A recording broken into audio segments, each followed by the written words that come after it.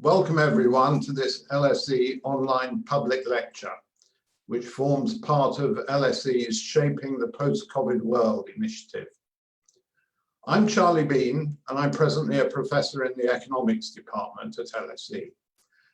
I'll be chairing tonight's lecture by Professor Robert Shiller, which is entitled Narrative Economics. The event is being recorded, and hopefully a podcast will be available online, providing we get no technical difficulties. Also, if you wish to address a question to our speaker tonight, you should use the Q&A function on Zoom. Please try to keep your question short and remember to include both your name and background. Now, our speaker tonight really requires very little introduction from me. Robert Shiller is one of the world's leading economic thinkers, working mainly at the interface between behavioral economics, financial markets, and macroeconomics. Much of his work exposes the limitations of adopting a narrow rational man perspective on financial markets and the benefits that flow from introducing a much broader view of human behavior. Aside from almost 150 scientific papers in learned journals, he's published several major books. These include Macro Markets in 1993 that advanced the case for governments issuing GDP-linked bonds.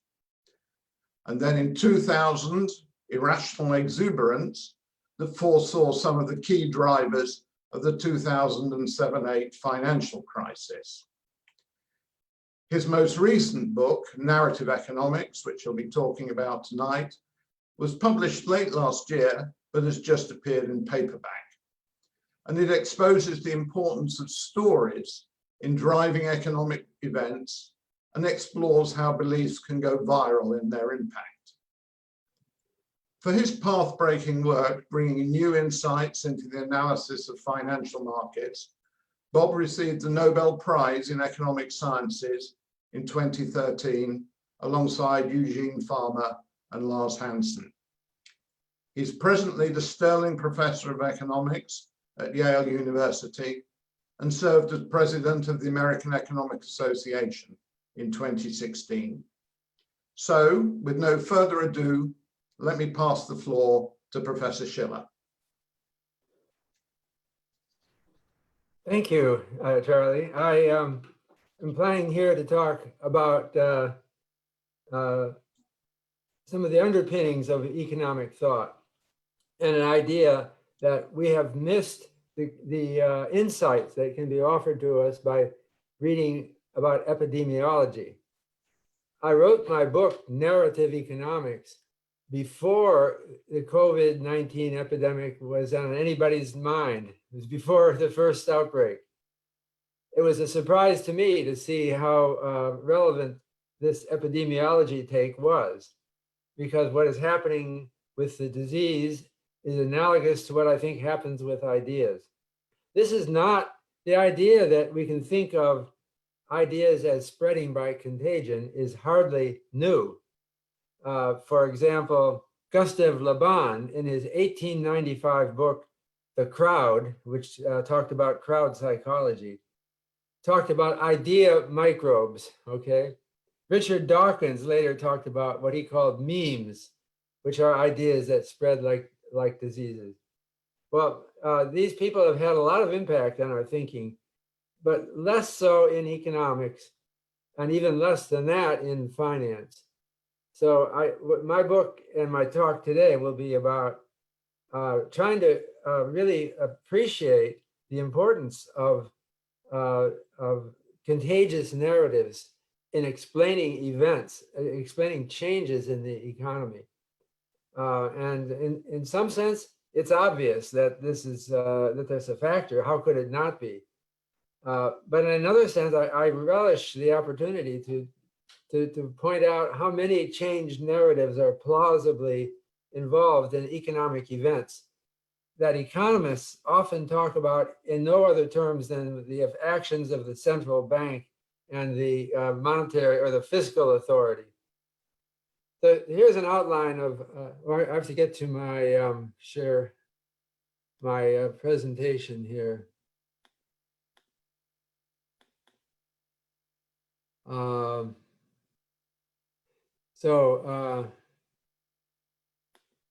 This takes me a second here. And I have a pointer which you should be able to see. Okay, so there's really three parts to my talk. First are some general introduction. Second, I want to talk about narratives that were important for the boom, that economic boom that was substantially worldwide, but also especially in the United States, just before COVID-19. And then talk about what narratives have changed significantly since COVID-19. And this is very preliminary because we've only had a few months under COVID-19. But maybe repeat, the basic theme is that we shouldn't be looking at economic fluctuations only in terms of data changes that we already have. We need to look at new data. We must start understanding how ordinary people, not economists, change, because they make most of the economic decisions that cause things to happen. And that this thinking is spread by changes in stories.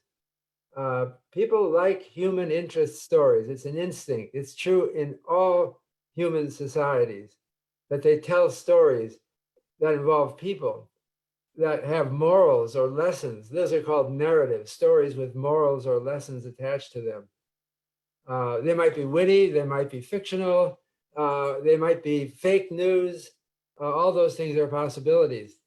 But they all go into the human brain and are processed, leading to emotions and ideas about what should be done.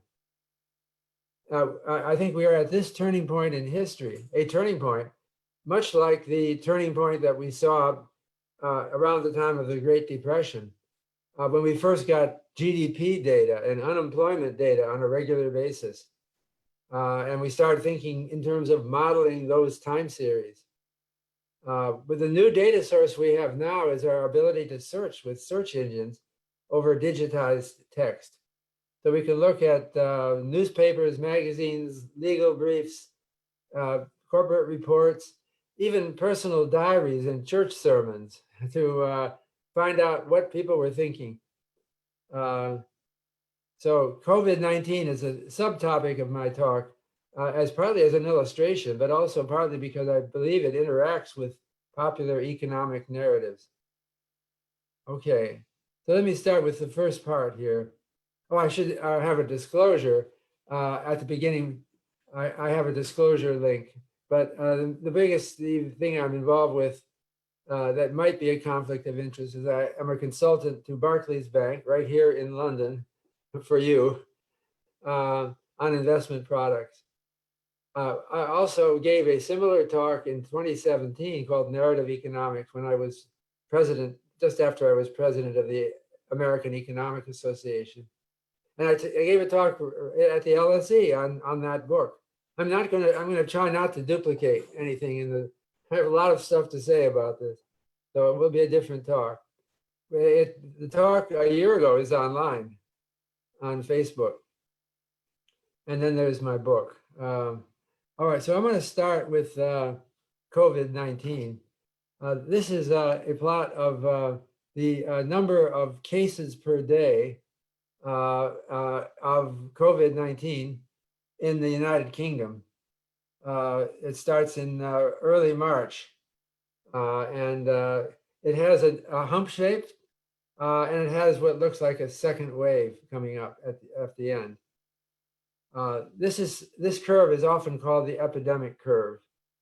We also have here a deaths curve, which shows COVID-19 deaths in the UK. I'm not trying to be dismal for you. I picked the UK because you're mostly in the UK, I believe. you see here that it also is hump-shaped. It's also, the scale is lower because of course, there are fewer deaths than there are cases. But this is also called the epidemic curve. We're trying to flatten the curve. That means push it down and maybe delay so that we'll develop a vaccine and a cure before you end up in the hospital. But what I want to say is that my first intro was looking at these epidemic curves years ago, my intro to this topic, and thinking, you know, I've seen similar curves in economic variables. Is it possible that they're the same origin, that there's something similar?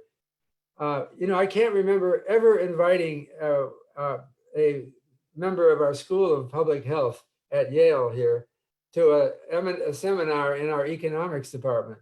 But maybe we're similar disciplines, you know, epidemiology and economics. That's the thought. I haven't proven anything yet, or maybe I will not prove anything. It's an appeal to your inductive reasoning.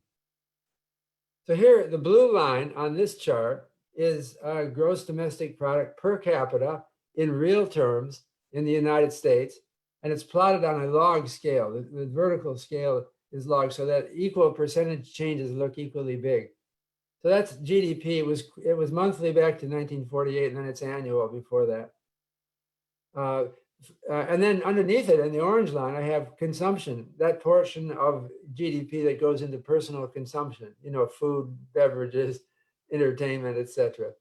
So what stands out to me first about this is that there's a lot of little wiggles that look like epidemic curves. Now, I know this is a bit of a leap, but I think that these various events might plausibly be attributed to epidemics of ideas and even possibly diseases, but I'm not going to push on that. By the way, here we are, right? This shows, I apologize for just showing mostly US data here in this talk. I can't redo in everything in terms of the UK, but I think it would be similar if you looked at different countries. GDP has a certain pattern that is similar across countries. So what do we see here? We see there are a couple of big events. This is 1929, and then this is the Great Depression. And you can see that's the biggest drop we've ever had by a long shot. And then over here, we have a big drop. It's not quite Great Depression yet, but it has people worrying about that. We see the slow expansion. This is the Great Recession here in 2007 through 9. It was worldwide, but I'm just showing US. You can see that GDP per capita went down, and it's been growing okay, but it's kind of slow. It's not like a typical recovery. And this is the longest expansion in history. You can see that, well, there's some that are close, like that one. I'm thinking, no, this here is World War II. You can see GDP and consumption went in opposite directions, not surprisingly. I think we can very well conclude that this GDP here jump was due to a narrative. And it was a skilled narrator by the name of Adolf Hitler, who was a most exquisitely amusing a statement of an idea that went viral in some countries and became a panic situation in other countries. So if that is due, it really is. There's nothing physical that caused World War II. It was a narrative about, you know, the Third Reich and the Lebensraum and things like that. So why not this one? Why isn't the Great Depression also? It's big. Why isn't that related to narratives? You don't hear that very much. So that's where I'm going. By the way, when I look at that chart, I'm going to plug a book by one of your professors, Richard Laird. But let me just say, when I look at these wiggles, it seems like only the big events matter. It's the Great Depression, it's World War II, and it's right now, okay, the COVID-19 depression. That's not what they call it. These other wiggles are kind of small. I mean, they're up and down like 3% from the trend. So, I think that maybe we're economists are barking up the wrong tree and worrying about those little wiggles. It's more about something else that, and that would be according to Laird, happiness. I'll leave that. This is his book, not mine. So I'm going to move on from there. So this is the real stock prices in the United States, S&P Composite Index, from 1871 to the present. That was in my book. Actually, it goes even. I've been publishing this data for a long time. And this is the underlying earnings in green for the series. But there's a lot of wiggles up and down. But if you look at the long path of earnings, it looks pretty trendy and stable. So I'm inclined to think that all those wiggles were driven by something other than news about earnings. What was that? That's the key point here, which we'll try to answer. This is home prices in the United States. It's an index that I created. It involves the Standard & Poor Case-Shiller Home Price Index. It's nationwide. And you can see that home prices show a lot of volatility. And so what's going on here? What drove this? That there's a name for this boom. It's called the baby boom. It's the post-World War II boom. It goes way back to the narrative. I would say Adolf Hitler caused this. Or maybe that's an oversimplification. But it was a relief from the end of the war. And it was the story that people were living. You can see that the price is more volatile than the rent. The rent series only starts in 1980. So it's not like demand for housing is driving this, it's something else. So I wanted to just very quickly present, it's just a couple of slides here, a mathematical model. This I had in my lecture a year ago, that the epidemiologists use. This is called the SIR model. And it models S is the percent of the population susceptible, I is the percent of the population infected, and R is the percentage of population who have now recovered and are immune. In this model, this is for disease modeling. In this model, it can only be used on the modeling of a disease that is never fatal. You can make a simple adjustment to put fatalities in. But the key equation is that the number of infectives grows because of contagion. When a susceptible meets an infected, which happens with a probability related to S times I. This is a contagion parameter. That's new infections. But there's also, we're also losing infections because people recover. That's the recovery rate times the percent infected. So an epidemic grows when the contagion is higher than the recovery, which happens for a while and then it gets exhausted. So this is the Kermack 1927 model with these parameters, which roughly represent COVID-19. And you can see the black line is the epidemic curve for cases no, not for cases. It's the number infected. And the red line is the number of new cases. The orange line is the number of new cases. So the epidemic curve falls out right.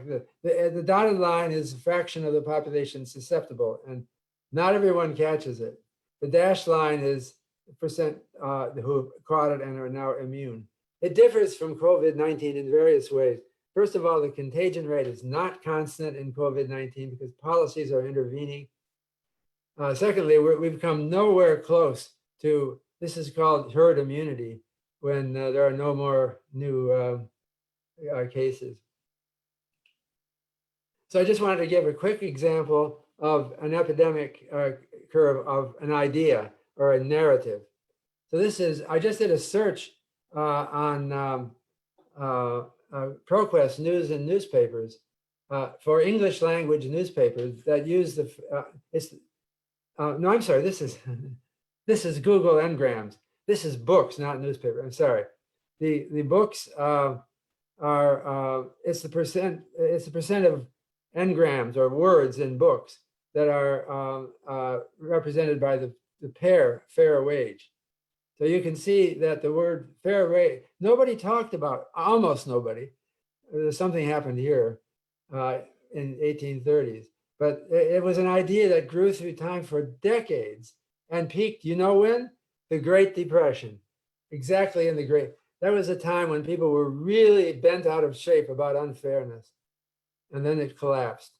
The red line is another narrative epidemic that came in with Margaret Thatcher and Ronald Reagan, sort of. This is market wage. And so the market wage wasn't even talked about. It's impersonal. So labor unions went through the same movement. Now, labor economists will talk about labor movements. And that's an epidemic model already. Why do we have a movement? Why does it take place over decades? Labor movement started around 1880. It grew until the Great Depression, and then it came down. Well, this is just a question from one of my surveys.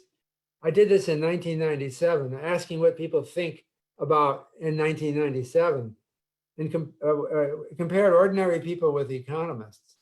So I asked them, what'll happen when there's inflation and to your wage? And they have these four choices. One is extra profits for my employers. Two is my employer will be forced to raise my wage too, because he has to raise me to the market wage. Three, that my employer is a fair and honest person and will raise my wage because it's proper. There's a huge difference, I highlight it, between ordinary civilians and economists on the answers to two. Economists believe in those market forces, but these individuals were in the middle of, or in the late stages of the fairness epidemic, fair wage epidemic, and they thought it's really, it's not about market forces. They don't think in terms of it. They think in terms of fairness, at least at that time in history. So, so narratives before, I have to make sure I have time for all of these narratives.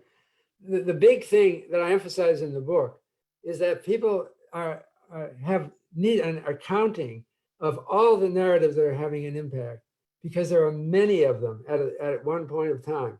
And economists don't have any systematic framework to do that. So they would avoid even mentioning, 1 out of 20 narratives that were all having an impact on the economy.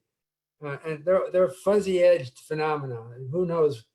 But let me just talk about narratives. I'm going to start with pre-COVID-19, but just pre, when the US stock market was growing remarkably fast and was setting new records despite the slow recovery. And people were wondering why. So I'm breaking the world up, the economy up into 4 periods: 2003 to 7, before the Great Recession; 2007 to 2009, the Great Recession; 2009 to 14, the slow recovery and pessimistic but recovering start of the long expansion. And then in 2014, the 4th period, 2020, when we set a record peacetime low unemployment rate in the United States. So like the economy was prospering like never before. So why did those things happen? Now, economists will naturally talk about monetary policy or about fiscal policy, and I'm not denying those things. I'm going to talk about what else we can talk about. So I have 10 different narratives for the United States during that period. And the first one has to be Donald J. Trump. I assume you've heard of this man, but he dominates conversation. It's just amazing how much he dominates conversation here. He's done it better than other presidents. Obama got a lot of conversation because he was our first minority president. That's the orange line here. Did pretty well in generating conversation, but it's even higher with George Bush, who is a normal white male, generated very little discussion. It's the power of the narrative. These people made their impact through narratives. Associated with these names is other narratives, a strong economy narrative. So you can see that the term strong economy was virtually never used and then it goes through an epidemic curve until around 2000. Instead, they tend to talk more about speculation, over speculation. Talk about that had been growing for 40 years or more than that until it peaked around 1929. That's when the market crashed. And then it's been declining ever since. So stories about speculation are less prominent at that time. So now, one reason why we had a sense of a strong economy is we elected a man who exudes strength. 62% of news stories with that mentioned strong economy also mentioned Donald Trump in 2017 to 2019. So he's a strong man, right? He boasts. He looks big. He thinks big. In contrast, another president had a different narrative. Bill Clinton, he wrote a book called Putting People First. And he was in a strong economy too, but they didn't mention him. It's like he didn't do it because he wasn't such a strong man. You may be disagreeing with my interpretation, but the numbers do speak that there is something happening relevant to the economy in these numbers. 3 is fake news. And this is Google Trend. Now what I'm searching is searches on Google. And fake news was used occasionally over all these years from 2004, 2008, 2013. But it suddenly took off in the election of Donald J. Trump. And people are accusing each other of lying or of making up stories. This is a very important economic phenomenon because it's a destroyer of trust. And trust, there is a literature on this, is important for economic success. You can't do business well if you think everybody's lying. The Great Depression there, this I haven't updated, it's from my book. It's talk about the Great Depression. The Great Depression in the 1930s is the biggest story, economic story of all. Nobody's talking about the crisis of 1907 or 1973-75 either. It's the Great Depression because it's been embellished, I would say, in stories. You can see what it did. The stories of the Great Depression was growing for decades and then exploded in 2007, 2008 with the Great Financial. So in fact, they call it the Great Recession after the Great Depression. So it's definitely narrative based. Part of the lessons of the Great Depression were supposedly about confidence. People started talking much more about business confidence and economic and especially consumer confidence.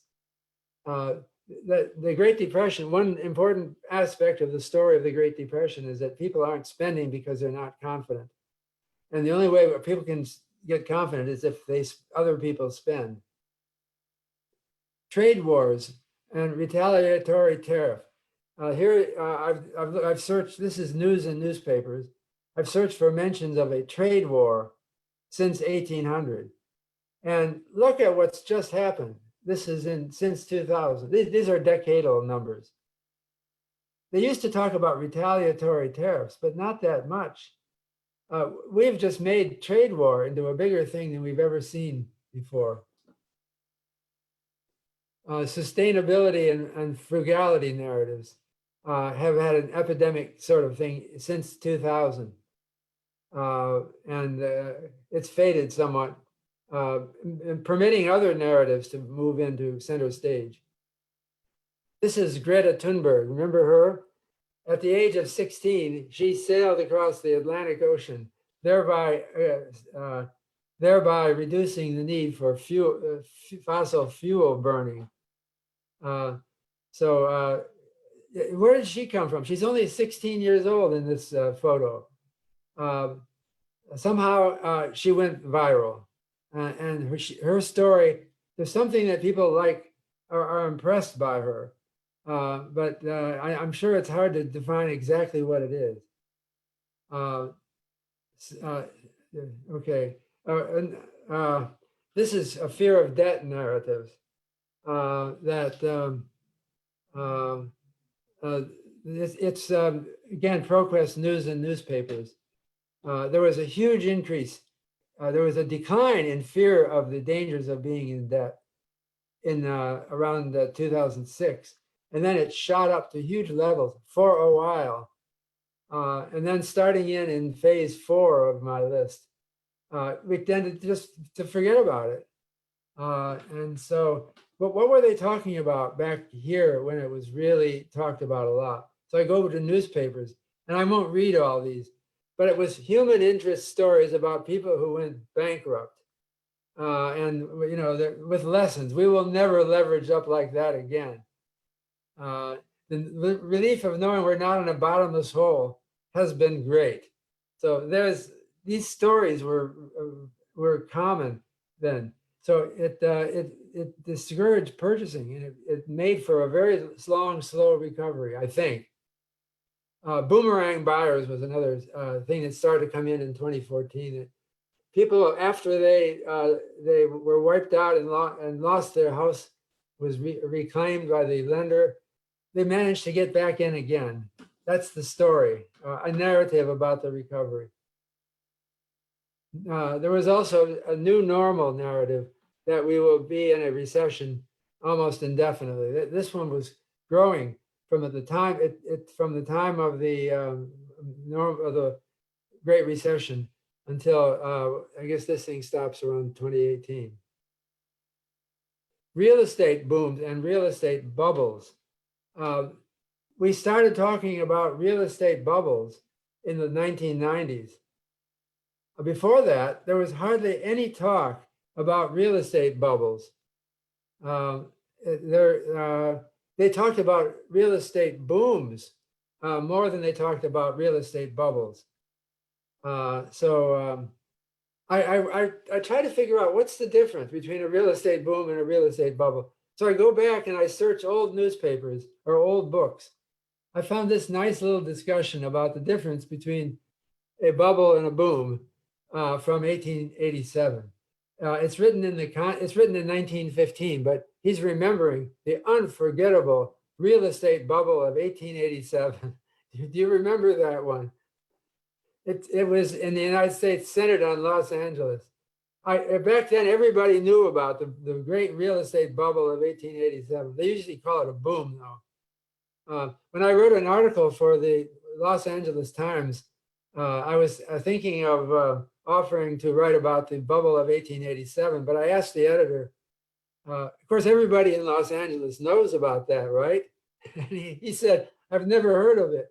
I said, I read it in your newspaper in 1887. There was a huge boom and bust in Southern California. But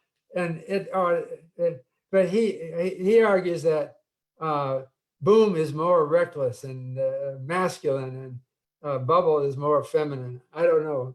He's writing in 1915. It's a distinction. We didn't want to say bubble until somehow just recently. Artificial intelligence narratives. This is something that was exploding before this recent crisis. It tends often to be encouraging fear of your job being replaced by a computer. But there have been other swings. They're separate waves. The first epidemic was in the late 1950s. That's when computers were moving into the office place. And we see other waves. What explains these differentiating attention to, and what is this a more dangerous form than automation? I think it sounds more all-encompassing, artificial intelligence. And I think that these narratives might take off again. Well, they're taking off as of my latest data here. So now I want to come around to COVID-19. This has emerged as the #1 topic, and it's the whole world. So now you could blame it physically on the disease, but I think that there is also a narrative component to it that affects how we react to the disease. And it's different in different countries. In the United States, for example, maybe in the UK too, I don't know, there's resistance to wearing face masks as effeminate. or something like that. And our president, who is very good at political judgment, President Trump, has been reappearing now without a face mask, even after all of this. So it's become a political statement. So I'm going to divide this into 4 periods. This will be my conclusion. Let's talk about, now I'm going to switch to monthly data instead of annual. And I'm only going to look at 2020. So we have pre-crisis, that's January of 2020. I date the crisis as beginning on January 30, 2020, when the World Health Association called it a public health emergency of international concern. And then the COVID, the stock market continued to grow even after they said that, from January 30 to February 19, practically a month, well, 20 days. Then the C is the crash, C for crash, remember that. February 19th to March 23. So it's a almost 2 month long major drop in the stock market. And then there's the V-shaped recovery. That's D. So if I just go ahead here, this shows the Standard & Poor's 500 index in the different phases. This is A, before the epidemic was even mentioned as a risk factor. The stock market was kind of flat. Then once they announced it as an emergency, it was going up until February 19th. Then there was this big drop in the market to March 23. March 23 was the date when the Federal Reserve announced a very expansionary monetary policy. And this is the path ever since, setting new record highs. And not in the very latest week, last week, but okay, I'm just going to go through these are the narratives I've already talked about. Here are the narratives for right now in 2020. And these should be very familiar with you. Now, even though I have an American perspective, I read The Guardian regularly. I know that this is similar to what's going on in Britain and in Europe. Coronavirus, 370,000 hits in 1 year. Those are 370,000 different news stories that mention the coronavirus. So A, they did start talking about it in January before the WHO announcement, but not very much. B, this is the period when it was increasing even after they weren't talking about coronavirus that much. It suddenly leapt into attention in C, which was the crash component. And then this is D. I'm not sure I got my letters lined up exactly right. Here's a Google, not a Google Trends. It shows searches on Google. You can see that it was in somewhere around March of 2020 that people were searching for coronavirus. They didn't know what it meant. You know, there were news stories in January, but most people didn't even read them. Something about China, the other side of the world, some people are getting sick. They just didn't register. So what we see is a movement of attention toward pandemics, which people already knew what they were, and they needed to be reminded, what is this one?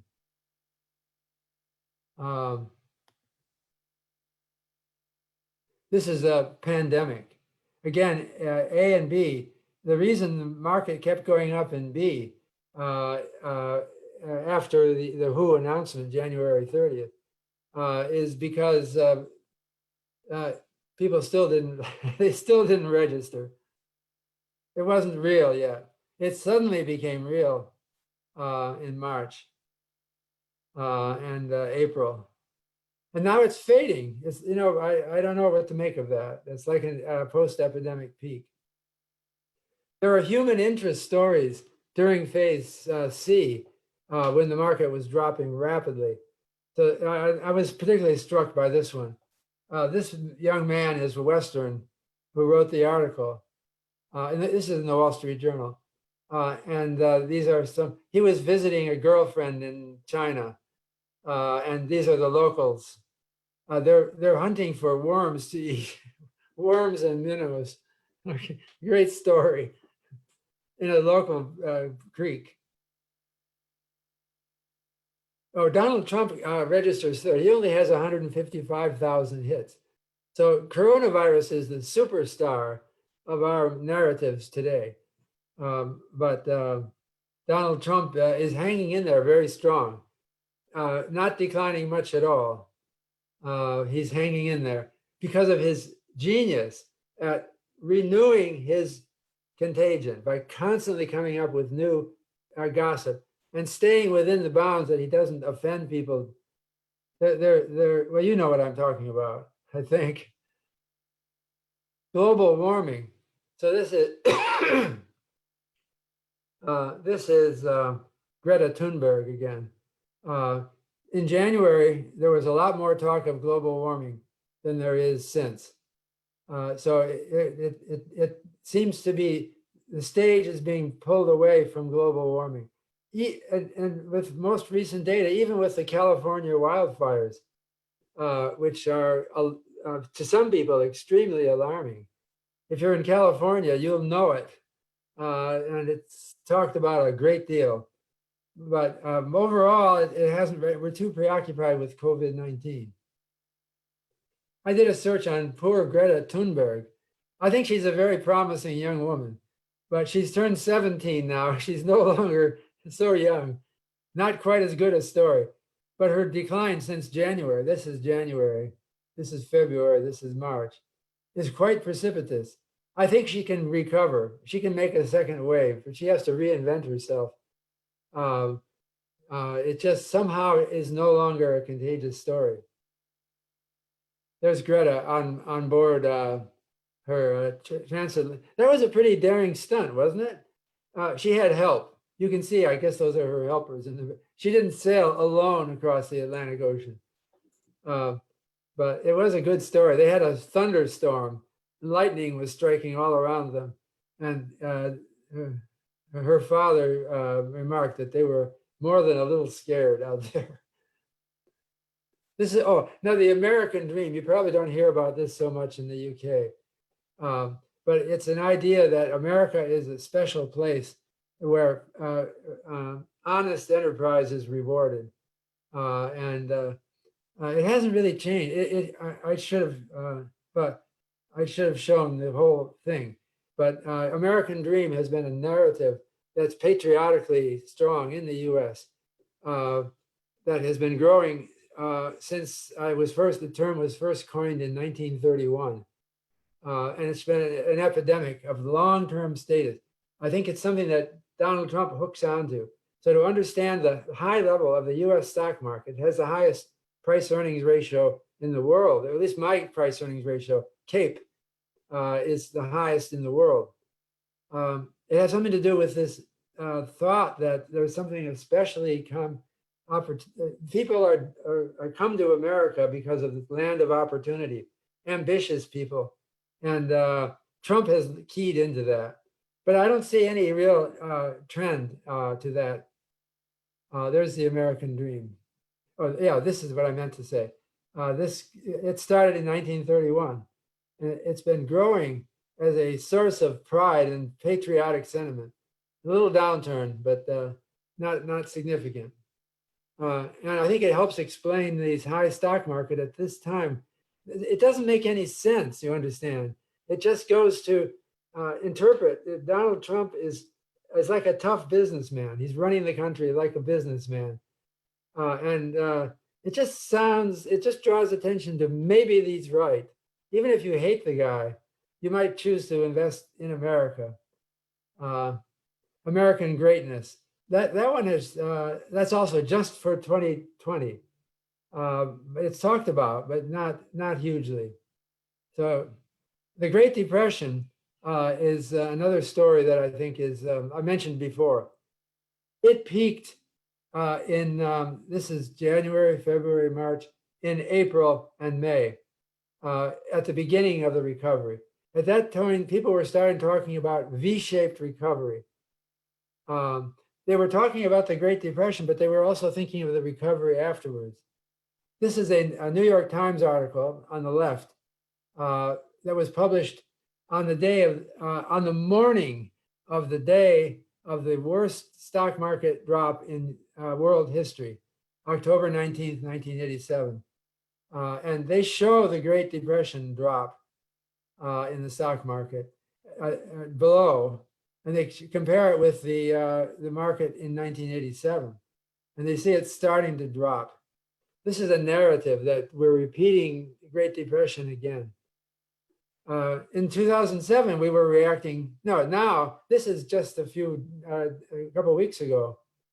A similar comparison was made, not to the Great Depression, but to the 1987. I'm sorry, 2007 to 2009 crisis. So people always think back to something that they can remember. Great Depression is in their mind. And the other thing that's in their mind, this is the other narrative, is the stock market decline of a dozen years ago. Also, quantitative easing and similar terms have taken a big jump recently. This is March of this year, right at the time that the market started its turn upward.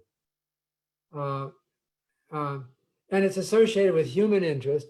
All three of these people these are from left to right: Jerome Powell, Janet Yellen, and Ben Bernanke, Fed chairman, who have the most boring looking of jobs, but somehow they've been lionized in the American dream as important human interest figures. The V-shaped recovery started to come up this year. Again, that's January, February, March, April, right after the drop in the stock market and the recovery of imaging of information about Great Depression. We saw V-shaped recovery. It's not a common term. I researched it way back. It wasn't used by anybody that I could find until the 1950s, and then it was rare. Now it's become a much more prominent thing. I'm just about done here. This is my last slide, actually. Now, I'm a little disorganized in looking at all these narratives. I don't have a theoretical framework to organize them or some sort of pattern of mutation and contagion. But I think that we should see more attention to narratives in the future, given especially that we have so many better databases. And we could use things like focus groups to also, independent of that method, to start to find out what narratives and morals what narratives are out there currently. A focus group is where an experimenter who is good at managing these groups takes a small group of people and asks them to discuss topics that he or she gives them, and put similar people together, and they're emboldened to reveal what they really think. And you try different groups and break down the population into different subgroups and say what's motivating them and what's. This is used primarily, especially by marketing. It's also used in sociology. And we want to also integrate narratives into the existing models. This is just, I had a similar chart a year ago when I spoke about narrative economics. But this is the percent of articles in the JSTOR database that, that mention the word focus group. And you can see it's sociology. 2% of their articles have focus group in them. And then psychology and anthropology. Again, again from last year, the black bars show all years, and the gray bars are just the most recent decade. And you can see that every discipline is referring more to focus groups, every discipline shown. And economics and finance are also, but they're relatively meager. History drops down because they can't do focus groups in history. So they would love to do focus groups in history if they could. So I think that coming back to I've shown here a lot of narratives that maybe they should look familiar to you, but I've given you counts showing their relative importance. They're questionable significance sometime of what those counts really mean. But I think that with a careful attention to our understanding of human nature, as well as mathematical statistics, we can get a better idea of what's driving economic fluctuation. So I will stop. Thank you very much, Bob. That was absolutely fascinating, with a lot of food for thought. And it's prompted a lot of questions that I can see. A number of the questions home in on a sort of set of related issues along the lines that some of these narratives are basically benign, some are malign or false, downright fake news, if you like. Some seem to matter, or possibly matter, and there's no case. Some may be less material. And then finally, there may be a degree of reverse causation, so that the narratives are responding or reflecting events rather than actually causing them. And you've sketched out lots of narratives here, but do we have a mechanism for sifting which ones are likely to be the most important and most salient? And do you have stories and hypotheses for the way we should think about narratives emerging and then dying or being replaced? Okay, those are deep questions, and I apologize for not having a complete answer. I'm sensing that we've got a new database, and we're going to see research on that, and it's something for not one person. Many people have to get involved in this. So reverse causation is something that rings true to economists because we're very interested in that. It's become a criticism of a lot of modeling. And I think that it's a difficult thing to deal with, but not impossible. We have to be looking for the truth and what's really driving things. And we may end up using some of our human judgment to infer that. Now, in other social sciences, I mentioned this last year, I think, they do controlled experiments. Now, we can do controlled experiments in economics, but maybe that is but I haven't seen that about causality from narratives. So for example, legal scholars will put their students into two groups, an experimental group and a control group, as a jury, and then have two different versions of the prosecution's comments or information. One is a anemic version where everything is very polite and colorless, but has all the facts. And the other is a hyped version. It doesn't present any different facts, but just hypes it.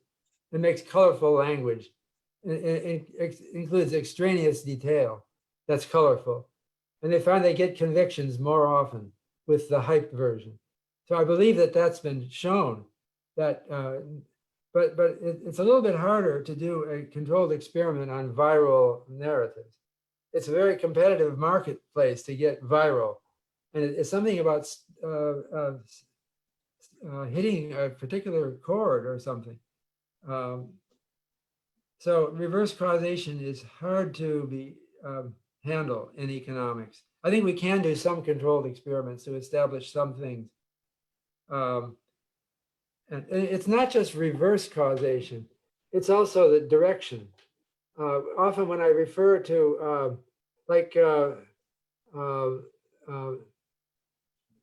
well, I can't know if I think of a good example right now, but it may be that it's very clear that the narrative is exogenous, like COVID-19 is initially, it'd be caused by some transmission from bats to people or something like that, which is random.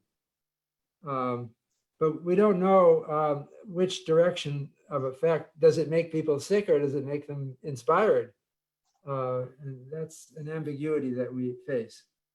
But I don't want to make the mistake of, there's a classic economist joke about an economist was searching under a lamppost for his keys. And you know this joke. The passerby comes and says, so did you lose your keys here? And the economist says, no, I don't think so, but the light is better here. So, so we don't want to make that mistake too often. What I'm advocating here sounds a little bit like more of appreciation of historians. We don't have historians from the history department over to our department as often. So when they make assertions about history, you can ask the same question. How do you know that it's not somehow inverse causation? But I would bet when you read a good historian, that question doesn't always come into your mind. It must sometimes.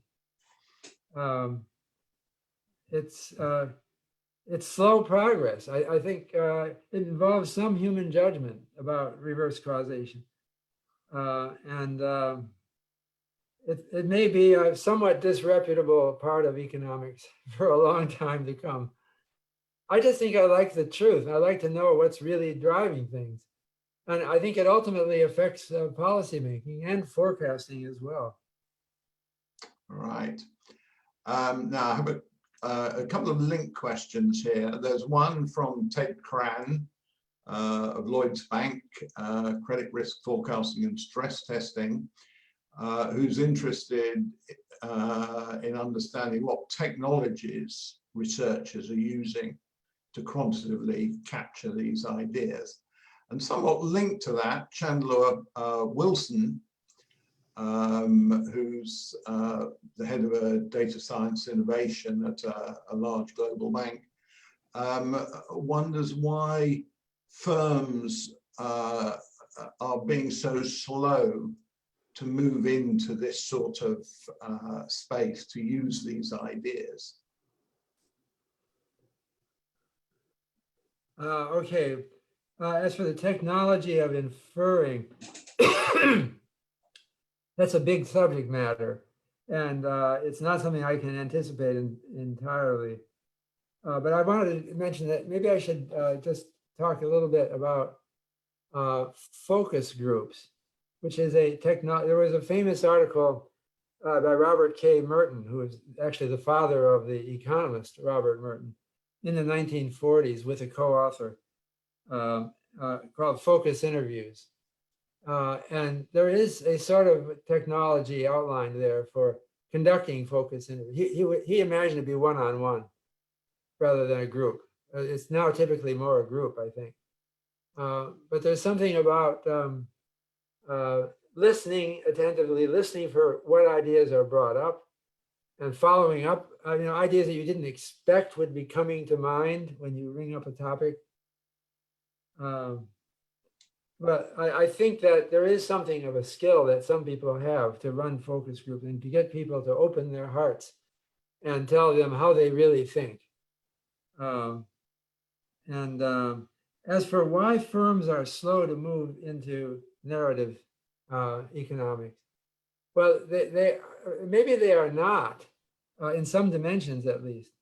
I'm thinking in terms of what they learn at the business school, in terms of marketing.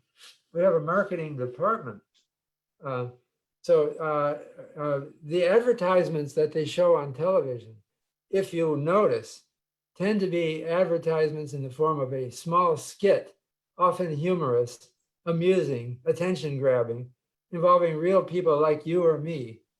So if they're advertising medicine, you would think that rational response theory would suggest put the best scientist up, and the scientists will show graphs and tables about this medicine. They don't do that. That's not how people think. What they do is they show somebody just like you. They've got your demographics, who's saying, you know, I took this medicine and I feel great. And then they show his admiring grandchildren coming up to hug and kiss him, and they play soft music.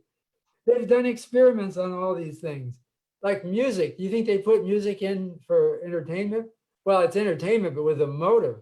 It's been shown that ads are more effective if they have soft, pleasant music playing in the background. So the other department that comes to my mind teaching business skills is the journalism department. And they will, I'm sure they always will tell you, you've got to learn not to present too many statistics and things like, or charts in your news stories, unless you can develop a human interest story around them. So, you know, it's not like businesses are using narrative theory already. And let's hope they're doing it in an ethical way. You can manipulate. I have another book with George Akerlof called Fishing for Fools, the Economics of Manipulation and Deception. And maybe we were a little critical of the business world, but not always. They often have a good heart and are just reflecting the reality of the situation, that you've got to get people's attention somehow. And it's a very competitive world. So the other question by was Ted Cran, you said? Yeah. I guess I think I've answered as well as I can both of those questions. Right. Okay, and I guess because of the time, this question needs to be the last one. This is from Azhar Hussain, who's a PhD student here at LSE Economics. Would you agree that the rise of identity politics around the world primarily feeds off some kind of narrative? Yes. It's a resurgence of identity politics. I mentioned World War II. Identity politics played a big, we had Benito Mussolini and other people who were, people identify with, that means they think that they are the same person almost, that they feel fundamental loyalty to a person. So yeah, this is definitely something that's happening at this point in history. I'm not a political scientist, and I'm sure they have many more insights than I can offer. But I'm thinking that there are examples of. I think the post-World War II distrust of charismatic figures is fading, just with forgetting about these people.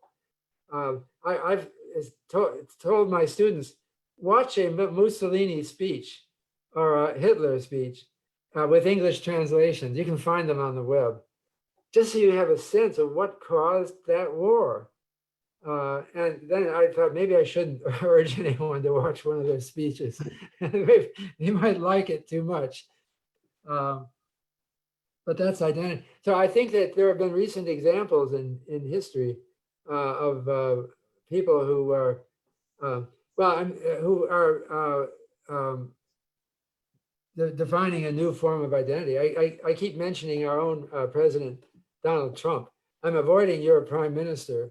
I don't want to be offensive as a foreigner, although I actually admire both of those men. They're both geniuses at some level,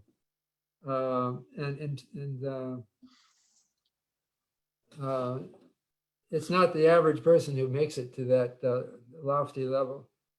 But you know, we see people who are copying other successful people. So, for example, Jair Bolsonaro in Brazil. The Brazilians call him the Brazilian Trump. And he does a lot of things that are suspiciously similar. So it's like there are cultural similarities around the world because we communicate. So they're all on TikTok. All of our teenagers are on TikTok, and they're sharing experiences with people in any country.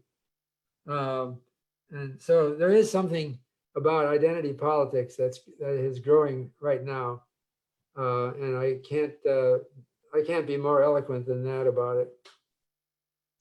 Okay, well, thank you very much, Bob, for that's been a really fascinating discussion, picking up on your book, which is now available in paperback for those who haven't read it before in hardback. But there's some interesting themes there that you develop in the context of the current pandemic that we're all living through. So can I say thank you again from LSE for participating, and thank you also to everyone who tuned in to listen. Goodbye. My pleasure.